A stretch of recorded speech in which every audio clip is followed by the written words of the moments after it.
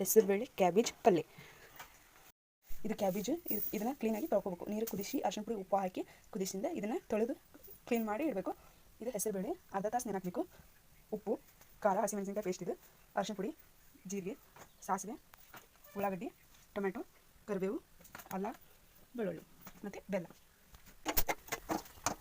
ಎಣ್ಣೆ ಹಾಕಬೇಕು. ಅದಕ್ಕೆ ಎಷ್ಟು ಬೇಕು ಅಷ್ಟು ನೋಡಿ ಹಾಕಬೇಕು. ಜೀರಿಗೆ, ಕರಿಬೇವು, ಉಳ್ಳಾಗಡ್ಡಿ,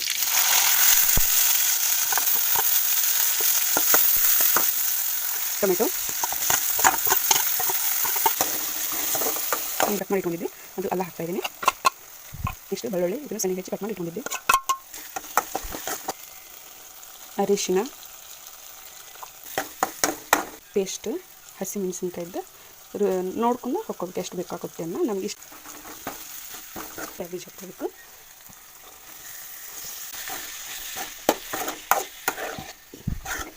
ಬೇಳೆ ನೆನೆ ಹಾಕಿಟ್ಟಿದ್ದು ಈಗ ಹಾಕ್ಬೇಕು. ಇದನ್ನು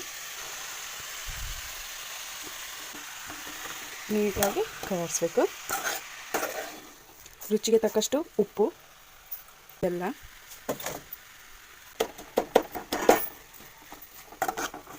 ಸ್ವಲ್ಪ ನೀರು ಹಾಕಬೇಕು. ಯಾಕಂದ್ರೆ ಬೆಲ್ಲ ಹಾಕಿದ್ದೀವಲ್ಲ ಅದು ಕರಗಬೇಕಂತ ಒಂದು ಸ್ವಲ್ಪ ನೀರು.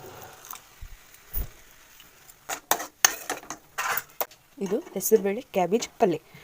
ಬೇಯಲಿ ಮುಚ್ಚಿಡ್ತೇನೆ 5 ಮಿನಿಟ್ಸ್. ಚೆನ್ನಾಗಿ ಬರ್ತಿದೆ. ಇನ್ನು ಟೇಸ್ಟ್ ಮಾತ್ರ ಫಸ್ಟ್ ಕ್ಲಾಸ್ ಆಗಿರುತ್ತೆ. ನೀವು ಟ್ರೈ ಮಾಡಿ ಮನೆಯಲ್ಲಿ. ನೀವು ಟ್ರೈ ಮಾಡಿ ಕಮೆಂಟ್ ಮೂಲಕ ತಿಳಿಸಿ ಹೇಗಿದೆ ಅಂತ. ಮತ್ತು ನಮ್ಮ ಚಾನಲ್ನ ಯಾರ್ಯಾರು ಸಬ್ಸ್ಕ್ರೈಬ್ ಮಾಡಿಲ್ಲ ಅವರು ಸಬ್ಸ್ಕ್ರೈಬ್ ಮಾಡಿ.